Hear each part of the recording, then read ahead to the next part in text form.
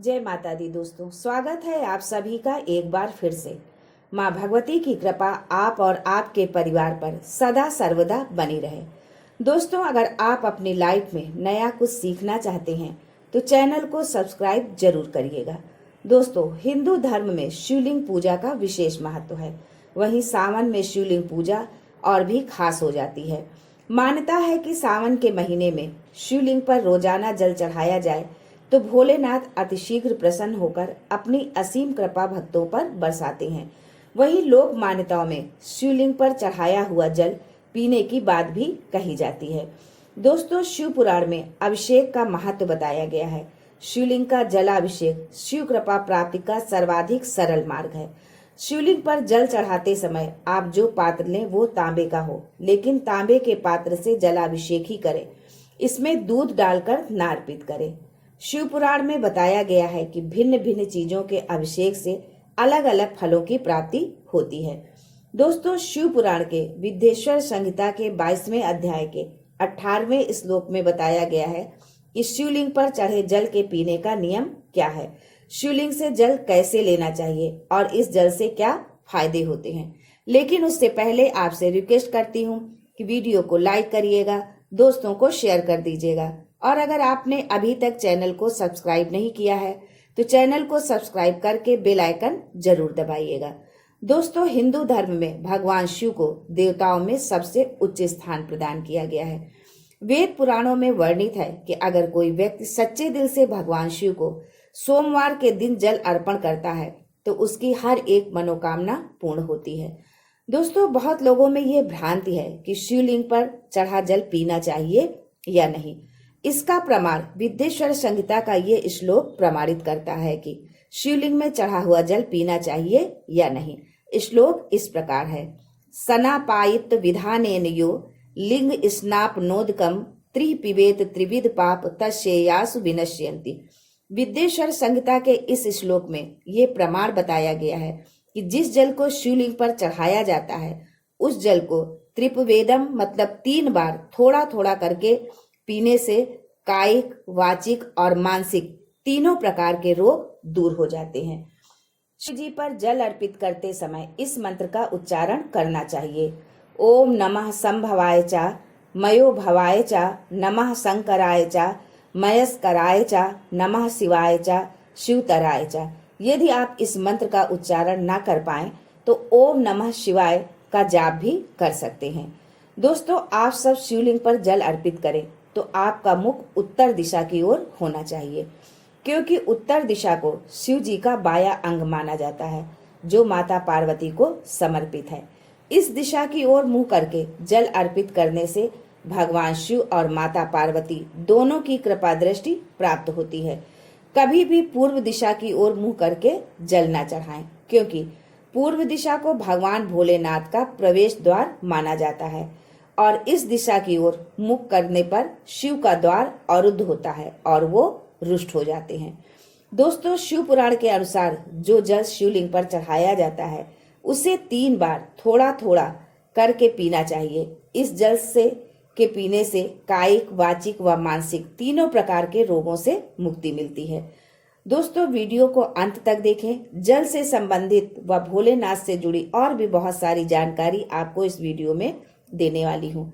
पता नहीं कौन सी जानकारी आपके लिए हो, आपके भाग्य को बदलने के लिए हो, इसलिए वीडियो को अंत तक देखें और कमेंट में हर हर महादेव जरूर लिखें। दोस्तों, शिवलिंग पर चढ़ाए गए 1 लोटे जल में आपके सभी विघ्नों, समस्याओं का समाधान छिपा हुआ है। शिवलिंग पर चढ़ा जल कोई साधारण जल नहीं रह जाता, उसमें शिव और शक्ति दोनों का समागम हो जाता है।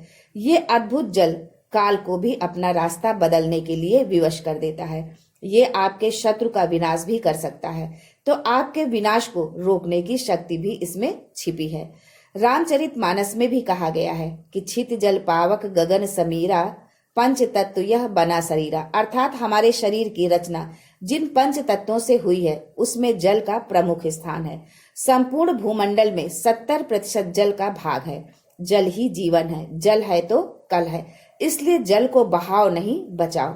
दोस्तों, हम भोलेनाथ को जल तो अर्पित करते हैं पर उसका प्रसाद नहीं लेते, या हम ये कह सकते हैं कि जल को प्रसाद रूप में लेना है ये जानते ही नहीं है। शिव जी को बहुत तरह तरह का भोग अर्पित करते हैं, पर जो मुख्य प्रसाद है उसे लेते ही नहीं है।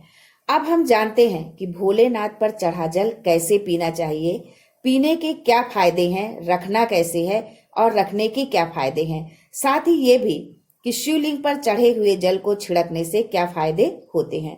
पहले जानते हैं शिवलिंग पर चढ़ा जल पीने के क्या फायदे हैं। शिवलिंग पर चढ़े हुए जल को पीने से आप स्वस्थ रहेंगे, बीमारी आपके पास नहीं आएगी, और यदि आप किसी रोग से ग्रस्त हैं तो उसमें भी सुधार होने लगेगा।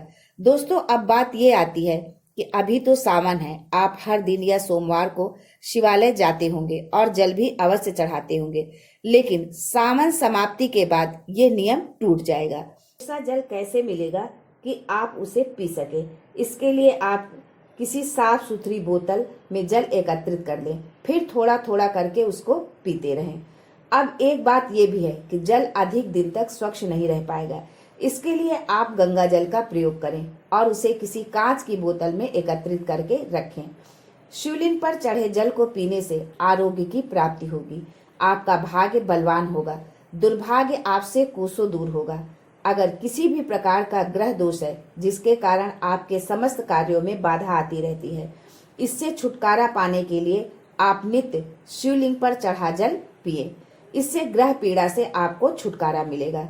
दोस्तों, शिवलिंग पर चढ़ा जल पीने से पुनः कायाकल्प होता है। जैसे कि आपके शरीर में समय से पहले ही बुढ़ापा आ गया है, शक्ति नहीं है, जोश नहीं है, आपके शरीर में वो शक्ति नहीं है जो पहले थी। तो दोस्तों, अगर आप अपने शरीर का पुनः कायाकल्प करना चाहते हैं, नई ऊर्जा का संचार चाहते हैं, तो शिवलिंग पर चढ़ा जल पीना शुरू कर दीजिए। जल पीते ही आपके अंदर एक जोश, ऊर्जा का संचार शुरू हो जाएगा। दोस्तों, अगर आपसे कोई पाप हो गया है और आप पश्चाताप करना चाहते हैं, पापों से मुक्ति पाना चाहते हैं, तो नित्य शिवलिंग पर जल चढ़ाइए और उसको पीना शुरू कर दीजिए। यदि आप अष्ट सिद्धि को सिद्ध करना चाहते हैं तो मंत्र साधना के साथ साथ शिवलिंग पर चढ़ा जल पीना शुरू कर दीजिए, आपको अतिशीघ्र सिद्धि की प्राप्ति होगी।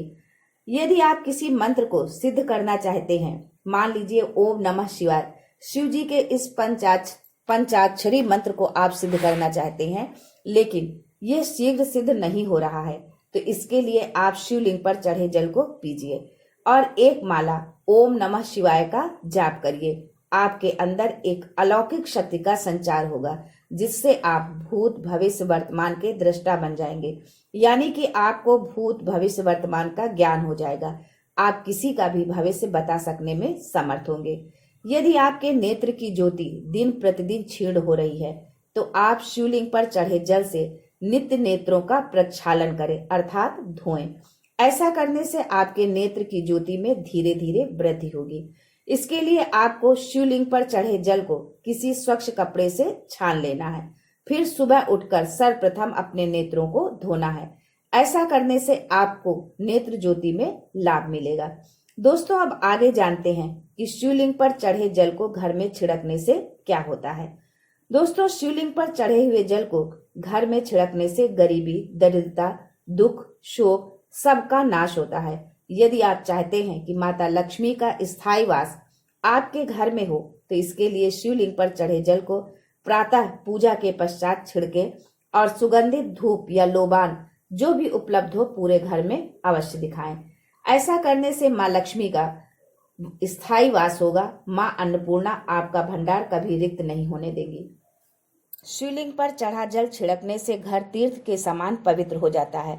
उस घर में रहने वाले सदस्यों का आचार विचार पवित्र होता है, सदाचारी गुणों का समावेश होता है। शिवलिंग पर चढ़े जल का छिड़काव करने से माँ लक्ष्मी का स्थायी वास रहता है, समस्त देवी देवताओं का फेरा होता रहता है, जिससे आपके घर में किसी प्रकार की नकारात्मक शक्ति का प्रवेश नहीं हो पाता। घर का वास्तु दोष समाप्त हो जाता है। दोस्तों, यदि आपके घर में किसी की बुरी दृष्टि है, किसी ने जादू टोना कर रखा है, इन सब बाधाओं से बचाता है ये चमत्कारी जल। इसके लिए एक छोटा सा उपाय बताती हूँ, वो अवश्य करें। शिवलिंग पर चढ़े हुए जल को एक छोटे से तांबे या पीतल के पात्र में भरकर उसका मुख बंद करके लाल कपड़े में बांधकर घर के मुख्य द्वार पर टांग दीजिए।